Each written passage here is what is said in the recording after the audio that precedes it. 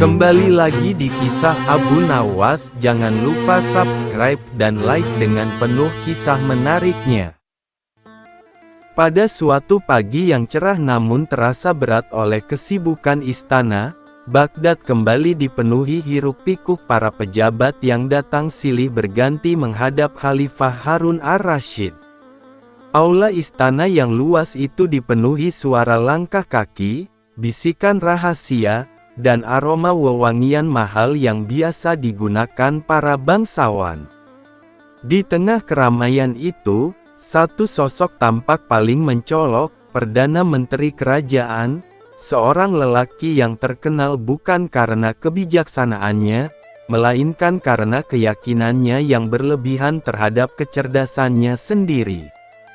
Setiap kali ia berjalan, dagunya terangkat, dadanya membusung, dan wajahnya memancarkan keyakinan bahwa seluruh kerajaan tidak akan berjalan tanpa pikirannya. Pada hari itu, Perdana Menteri kembali berdiri di hadapan Khalifah untuk menyampaikan laporan. Namun laporan itu lebih menyerupai pidato panjang yang dipenuhi pujian terhadap dirinya sendiri. Ia berbicara tentang strategi ekonomi, tata kelola pemerintahan, dan rencana besar masa depan kerajaan, semua disampaikan dengan bahasa rumit yang membuat sebagian besar pejabat hanya mengangguk tanpa memahami maksudnya.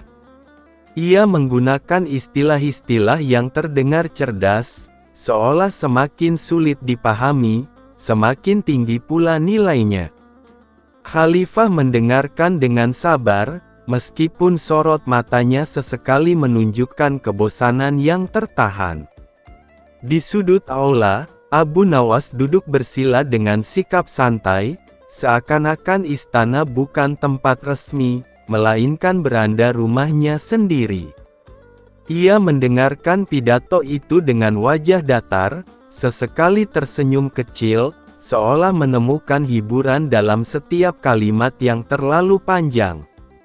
Baginya, pidato Perdana Menteri bukanlah laporan, melainkan pertunjukan kesombongan yang dibungkus kecerdasan palsu.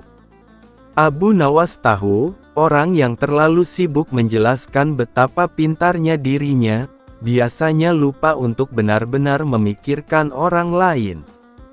Ketika pidato itu akhirnya berhenti, suasana aula mendadak sunyi. Khalifah menghela napas pelan, lalu mengalihkan pandangan kepada Abu Nawas. Dengan suara tenang namun penuh makna, Khalifah bertanya apa pendapatnya tentang semua yang baru saja disampaikan. Abu Nawas bangkit berdiri perlahan, membersihkan debu imajiner di jubahnya, lalu menunduk hormat. Ia mengatakan bahwa ia sangat terkesan dengan kemampuan Perdana Menteri berbicara tanpa kehabisan kata, dan bahwa kemampuan tersebut tentu membutuhkan latihan bertahun-tahun. Beberapa pejabat langsung menunduk, menahan tawa yang hampir keluar. Perdana Menteri mendengar ucapan itu sebagai pujian, tetapi ada sesuatu dalam nada Abu Nawas yang membuatnya tidak nyaman. Ia merasa seolah-olah dirinya sedang ditertawakan tanpa tahu di mana letak kelucuannya. Dengan nada menantang, ia berkata bahwa jika Abu Nawas merasa memiliki pandangan yang lebih baik, maka seharusnya ia berani menunjukkannya di hadapan Khalifah. Tantangan itu diucapkan dengan penuh keyakinan, seolah ia yakin Abu Nawas tidak akan mampu menandinginya. Abu Nawas justru mengangguk santai. Ia berkata bahwa ia tidak tertarik beradu panjang kata, karena kebenaran seringkali sederhana. Ia hanya ingin mengajukan satu pertanyaan kecil. Dengan nada ringan, ia bertanya kepada Perdana Menteri mana yang lebih berat, satu karung emas atau satu karung kebodohan. Pertanyaan itu terdengar sederhana, bahkan konyol. Perdana Menteri tertawa dan menjawab cepat bahwa tentu saja emas lebih berat. Baginya, itu pertanyaan yang terlalu mudah untuk orang sepintar dirinya. Abu Nawas tersenyum, lalu berkata bahwa kebodohan memang tidak terasa berat di tangan, tetapi sangat memberatkan kehidupan orang-orang yang harus menanggung akibatnya. Kalimat itu melayang di udara aula seperti anak panah yang tak terlihat. Beberapa pejabat saling pandang, sementara Khalifah menegakkan tubuhnya, tertarik pada arah pembicaraan yang semakin tajam namun tetap dibalut kelucuan. Merasa mulai terpojok, Perdana Menteri menuduh Abu Nawas hanya pandai bermain kata-kata dan tidak memahami kompleksitas pemerintahan. Abu Nawas menjawab dengan tenang bahwa kata-kata adalah alat, dan seperti pisau, alat itu bisa digunakan untuk memasak atau melukai. Ia menambahkan bahwa kebijakan yang baik tidak memerlukan pidato panjang untuk dirasakan manfaatnya oleh rakyat. Melihat perdebatan itu semakin menarik, Khalifah memutuskan memberi pelajaran dengan cara yang halus. Ia memerintahkan seorang pelayan membawa sebuah kotak kayu tua yang tertutup rapat. Kotak itu tampak biasa saja, tidak berhias, dan tidak menunjukkan apapun tentang isinya. Khalifah berkata bahwa siapapun yang paling bijak seharusnya mampu menjelaskan isi kotak itu tanpa membukanya. Perdana Menteri maju dengan penuh percaya diri. Ia mengamati kotak itu lama sekali, lalu mulai menjelaskan teorinya dengan sangat panjang. Ia berbicara tentang kemungkinan isi berdasarkan ukuran, berat, dan bahan kayu yang digunakan. Setelah pidato kecil yang nyaris sepanjang laporan sebelumnya, ia menyimpulkan bahwa kotak itu pasti berisi sesuatu yang berharga, mungkin emas atau dokumen penting kerajaan. Ketika giliran Abu Nawas, ia tidak berbicara panjang.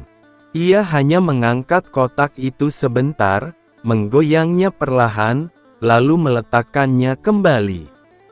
Ia berkata bahwa isi kotak itu adalah sesuatu yang sering disalahartikan manusia, benda yang tidak bernilai tinggi, tetapi menjadi penting karena orang terlalu sibuk menebak-nebaknya. Khalifah tersenyum mendengar jawaban itu dan memerintahkan kotak dibuka. Saat tutup kotak terangkat, seluruh aula melihat bahwa isinya hanyalah sebuah batu biasa. Suasana hening sejenak, lalu terdengar tawa kecil yang cepat menyebar. Wajah Perdana Menteri memerah, sementara Abu Nawas tetap berdiri dengan senyum tipis. Ia menjelaskan bahwa batu bisa disangka emas jika manusia lebih percaya pada dugaan daripada kenyataan, sama seperti kebijakan yang terdengar hebat dalam pidato tetapi terasa berat di pundak rakyat. Khalifah tertawa lepas dan mengatakan bahwa hari itu ia belajar bahwa kebijaksanaan tidak selalu datang dari orang yang paling banyak bicara. Ia menatap Perdana Menteri dengan pandangan penuh arti, lalu menatap Abu Nawas dengan rasa hormat. Perdana Menteri tidak berkata apa-apa lagi, karena setiap kata terasa hanya akan memperdalam rasa malunya. Sejak kejadian itu, suasana sidang istana berubah. Perdana Menteri mulai berbicara lebih singkat, lebih berhati-hati, dan tidak lagi berani memamerkan kecerdasannya secara berlebihan. Bukan karena ia sepenuhnya berubah, melainkan karena ia tahu bahwa satu kalimat Abu Nawas bisa mengubah pidato panjangnya menjadi bahan tertawaan. Abu Nawas sendiri kembali menjalani hidupnya dengan sederhana. Ia berjalan di pasar, bercengkerama dengan rakyat kecil, dan tertawa bersama anak-anak. Baginya, kepintaran sejati adalah membuat orang lain merasa ringan, bukan membuat mereka merasa kecil. Dan kisah tentang Perdana Menteri yang merasa paling pintar itu pun menjadi cerita yang diceritakan dari mulut ke mulut, bukan sebagai ejekan semata, melainkan sebagai pengingat bahwa kesombongan sering kali runtuh oleh kelucuan yang jujur.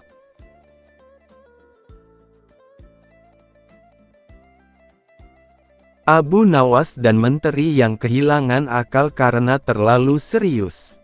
Pada suatu masa ketika pemerintahan Khalifah Harun ar-Rasyid dikenal tertib namun penuh intrik, istana Baghdad kembali dipenuhi oleh kesibukan yang tidak biasa. Para pejabat berlalu lalang dengan wajah tegang, membawa gulungan kertas, laporan pajak, dan perhitungan yang rumit. Penyebab kegelisahan itu bukanlah ancaman dari luar negeri, melainkan satu peraturan baru yang dikeluarkan oleh seorang menteri kerajaan, yang terkenal sangat serius dan tidak pernah tersenyum. Menteri itu meyakini bahwa pemerintahan yang baik harus keras, kaku, dan tanpa celah untuk tawa. Peraturan barunya mengatur hampir segala hal, mulai dari jam berbicara di pasar, cara duduk para pegawai istana, hingga batas tertawa yang menurutnya berlebihan. Rakyat mulai mengeluh, para pedagang menggerutu, dan para pejabat rendah bingung bagaimana harus bersikap. Namun sang menteri tetap teguh dengan keyakinannya bahwa semakin serius wajah rakyat, semakin tertib pula negara. Di tengah kekakuan suasana itu, Abu Nawas berjalan santai memasuki istana. Wajahnya tenang, langkahnya ringan, dan sikapnya seolah tidak terpengaruh oleh ketegangan yang menyelimuti semua orang.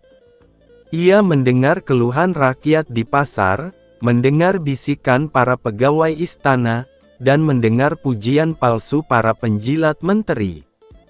Namun ia hanya tersenyum, karena ia tahu bahwa akal sehat sering kali hilang bukan karena kurangnya ilmu, melainkan karena terlalu merasa benar.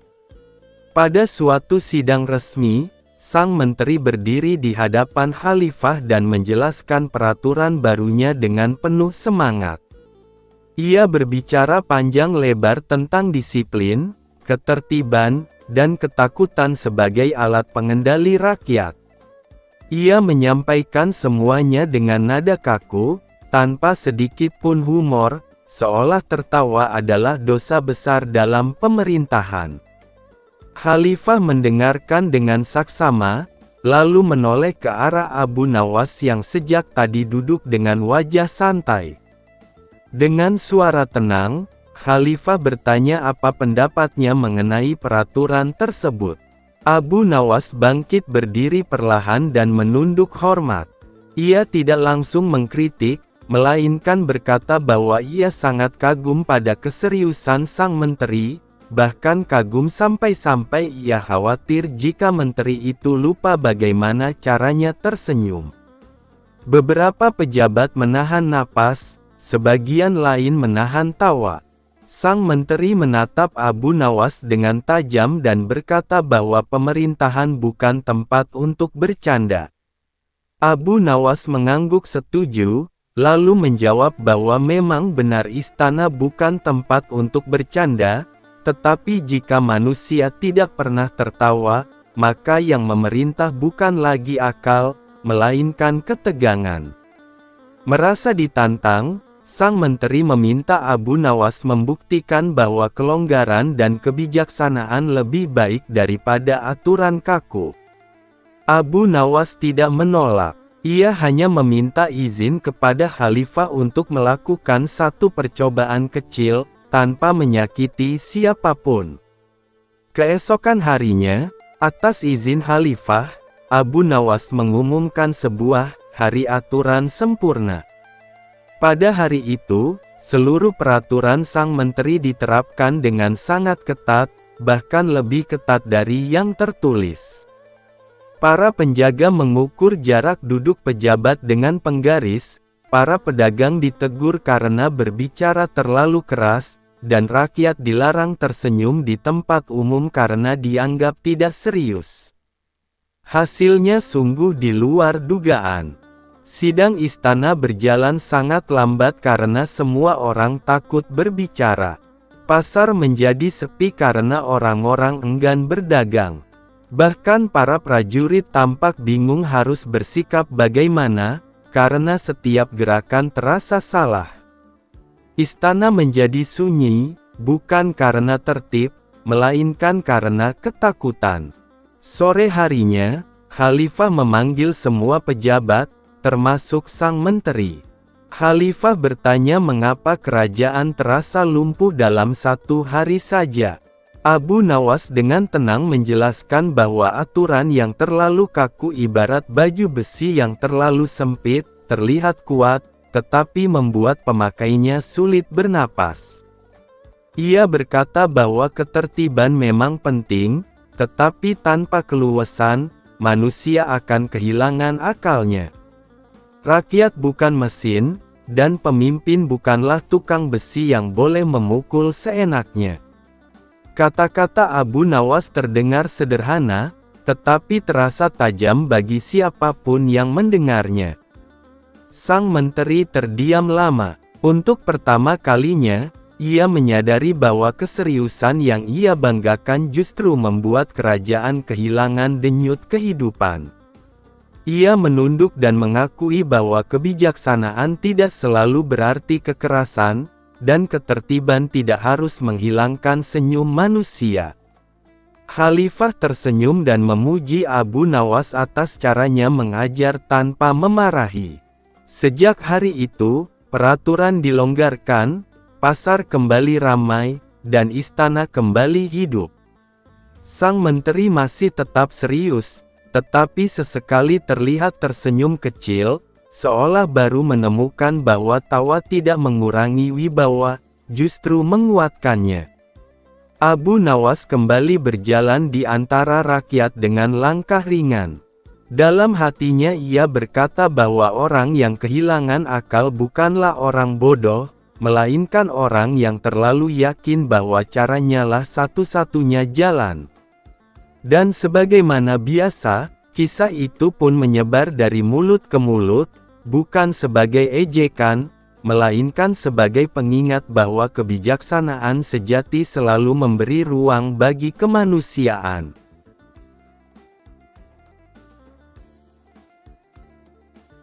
Abu Nawas dan bendahara istana yang tersandera oleh angka. Pada masa pemerintahan Khalifah Harun ar-Rasyid, ketika Baghdad dikenal sebagai pusat ilmu dan perdagangan, istana tampak megah dari luar, namun di balik kemegahannya tersimpan kegelisahan yang tidak semua orang sadari. Laporan keuangan kerajaan menunjukkan angka-angka yang indah dan seimbang, seolah tidak ada satu pun masalah. Gulungan kertas tersusun rapi, tinta hitam tertulis tegas, dan setiap perhitungan terlihat sempurna. Namun kesempurnaan itu justru menimbulkan pertanyaan bagi orang-orang yang peka terhadap kenyataan, termasuk Abu Nawas. Bendahara istana adalah orang yang paling bangga dengan laporan tersebut. Ia percaya bahwa angka tidak pernah berbohong dan bahwa siapapun yang meragukan laporan keuangan berarti meragukan kebenaran itu sendiri.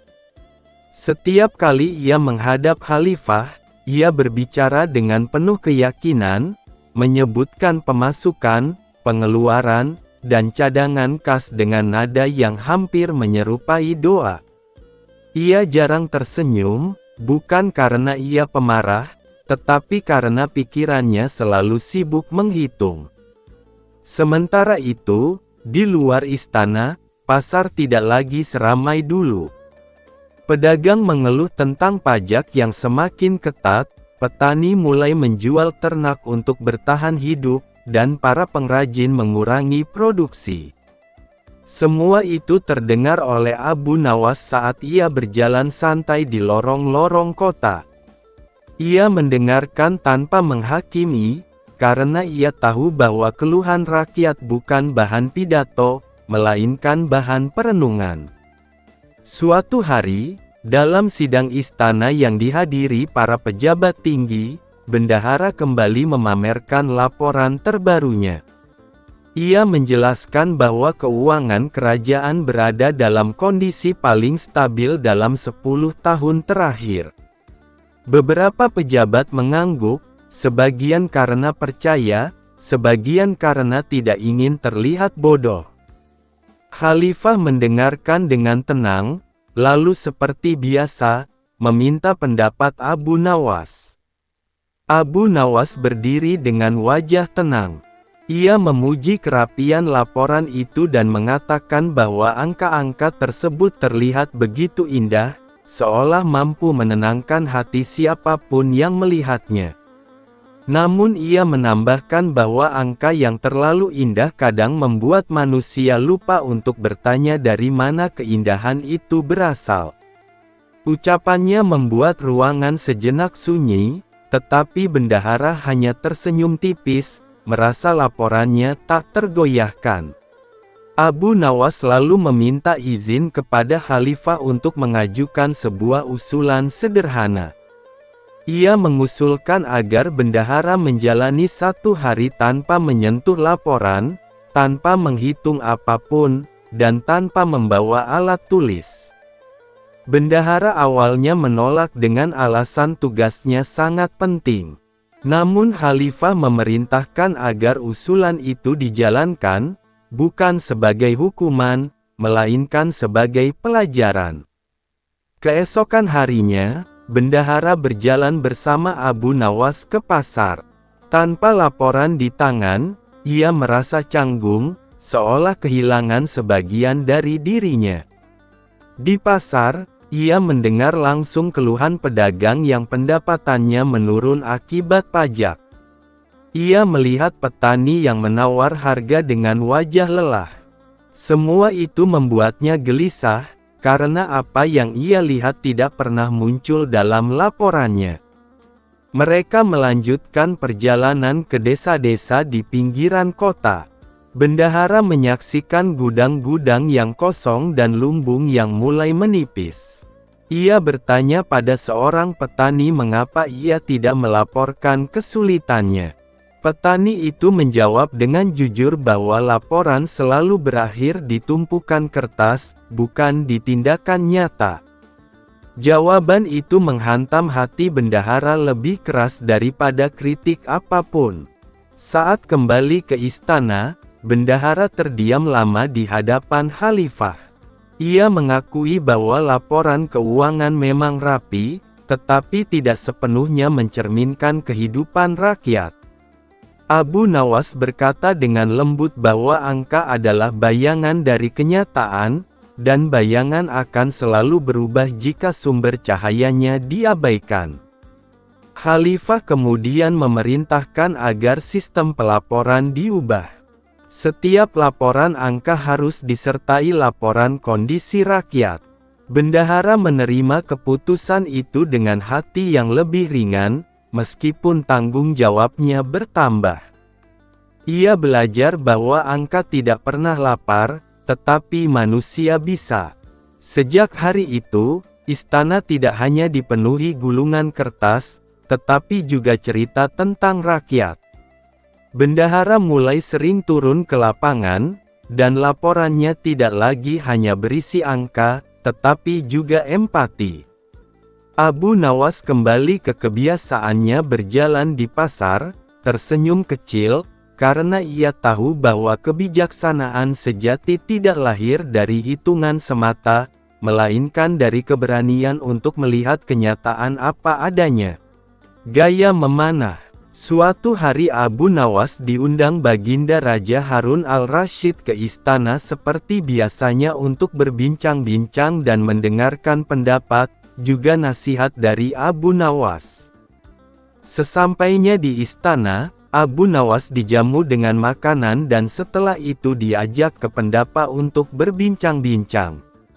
Seperti biasa dalam perbincangan itu Baginda Raja banyak melontarkan berbagai pertanyaan termasuk pertanyaan yang akan menjebak Abu Nawas. Namun seperti biasanya juga Abu Nawas selalu lolos dari jebakan sang Baginda tersebut dan hanya membuat beliau malu atas jawaban dari Abu Nawas. Merasa tidak ingin dipermalukan lebih jauh oleh Abu Nawas, Baginda pun mengajak Abu Nawas ke taman depan istana dan menantang kecakapan Abu Nawas dalam memanah. Sesampainya di taman, Baginda berkata, "Wahai Abu Nawas, di hadapan prajuritku tunjukkanlah keahlianmu dalam memanah. Jika engkau berhasil mengenai sasaran maka hadiah akan menantimu. Akan tetapi jika engkau gagal, maka penjara yang akan menantimu." Meski sedikit risau mendengar perintah Baginda yang bertujuan menjebaknya, Abu Nawas tetap memperlihatkan sikap santai dan menerima tantangan itu, pun mulai mengambil busur beserta 3 anak panahnya sambil memikirkan jalan keluar jika ia nanti gagal mengenai sasaran, karena ia memang jarang memanah. Abu Nawas pun mulai menarik busurnya dan menembakkan anak panahnya ke sasaran. Sayangnya anak panahnya itu meleset jauh dari sasaran.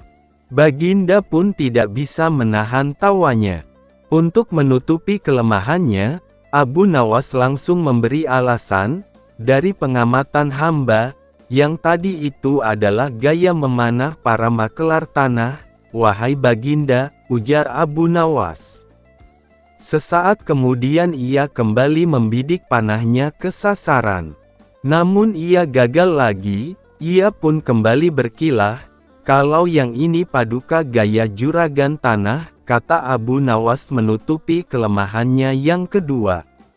Dan untuk ketiga kalinya Abu Nawas kembali membidikkan panahnya ke sasaran sambil harap-harap cemas, dan dalam hati terus berdoa.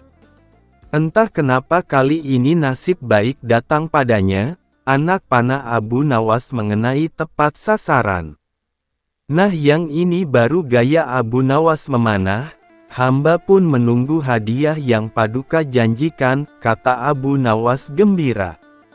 Baginda pun tidak bisa menahan tawanya. Sesuai yang dijanjikan, Baginda memberikan hadiah kepada Abu Nawas, pun langsung mohon diri kembali kepada keluarganya. Tetangga usil, Abu Nawas adalah orang yang sangat sederhana, meskipun ia dikenal dekat dengan Baginda Raja Harun al-Rasyid, tetapi kehidupan keluarganya cukuplah sederhana, tidak memiliki harta benda yang berlimpah, selalu berbagi dengan fakir miskin di sekitarnya. Jika ia mendapat rezeki lebih seperti mendapatkan hadiah dari Baginda Raja. Selain menjadi orang terdekat Raja, sehari-harinya ia juga bekerja serabutan seperti banyak orang di kampungnya. Kadang ia berkebun, menebang pohon, menjadi tukang kayu dan pekerjaan-pekerjaan lainnya yang dianggap halal. Suatu waktu pada musim kemarau, Abu Nawas sedang tidak mendapatkan pekerjaan apapun, ia juga jarang diundang Baginda sehingga tidak mendapatkan hadiah. Pemasukan Abu Nawas semakin menipis, ia hanya mengandalkan sisa dari tabungan untuk membiayai keluarganya sehari-hari. Kadang Abu Nawas mengisi kekosongan waktunya itu dengan beribadah saja karena tidak ada pekerjaan lain. Suatu hari istri Abu Nawas meminta sesuatu kepada suaminya, pun berkata, "Wahai suamiku, kapan engkau berikan aku sebuah gaun indah? Beberapa hari ini engkau hanya menghabiskan waktumu untuk berdoa saja," ucap istri Abu Nawas. "Tapi semuanya kulakukan dengan ikhlas hanya untuk mendapatkan ridha Allah SWT," jawab Abu Nawas. "Kalau begitu, mintalah upah kepada Allah SWT," sahut istri Abu Nawas. Spontan Abu Nawas beranjak menuju pekarangan rumahnya. Dengan berbekal sehelai tikar dan alat peribadatan lainnya, Abu Nawas mulai bersujud untuk menyampaikan permohonannya kepada Allah SWT. "Ya Allah, berilah hamba upah 100 keping perak," ujar Abu Nawas dengan suara lantang, dan dilakukannya berulang-ulang. Rupanya suara Abu Nawas terdengar oleh seorang tetangganya yang kaya dan sedang beristirahat di depan rumah. Mendengar permohonan Abu Nawas itu, tetangganya pun berniat untuk mengerjai Abu Nawas, langsung melempar sekantung uang perak 100 keping ke arah Abu Nawas. Abu Nawas pun dibuat kaget, tidak percaya dengan apa yang telah ia dapatkan, pun langsung mengambil uang tersebut dan langsung berlari menemui istrinya di dalam rumah. "Istriku, aku memang wali Allah dan aku baru saja mendapatkan upah dari Allah SWT," kata Abu Nawas dengan girang. Melihat Abu Nawas sudah membawa lari uangnya, si tetangga pun tidak terima dan langsung menemui Abu Nawas untuk meminta uangnya kembali. "Hai Abu Nawas, kembalikan uang yang baru saja aku lemparkan tadi." "Itu milikku," kata tetangga itu. "Bagaimana mungkin uang itu milikmu? Aku memohon kepada Tuhan dan uang yang jatuh itu pasti jawaban dari Tuhan," jawab Abu Nawas. Karena Abu Nawas tetap bersikeras tidak mau mengembalikan uang tersebut, tetangga usil itu pun memutuskan untuk menyelesaikan permasalahan itu di pengadilan. Sehari setelah itu Abu Nawas pun dipanggil ke pengadilan. Hakim mulai bertanya, "Hai Abu Nawas, engkau hadir di sini karena suatu perkara. Engkau telah disangka mengambil kepunyaan tuan ini," kata hakim sambil menunjuk ke arah tetangga Abu Nawas. "Apa pembelaanmu wahai Abu Nawas?" tambah hakim. "Tetangga saya ini gila tuan hakim, pikir semua yang ada di dunia ini adalah miliknya. Coba tanyakan saja, misalnya jubah saya, keledai saya, tentu semua diakui sebagai miliknya," jawab Abu Nawas. "Tapi uang itu memang milikku," teriak tetangganya yang kaget akan pernyataan Abu Nawas tersebut. Abu Nawas kemudian menceritakan seluruh kronologi kejadiannya. Hakim akhirnya memutuskan jika Abu Nawas tidak bersalah dan uang itu adalah sah milik Abu Nawas karena ia sudah memohon kepada Tuhan dan uang itu jatuh sendiri kepadanya.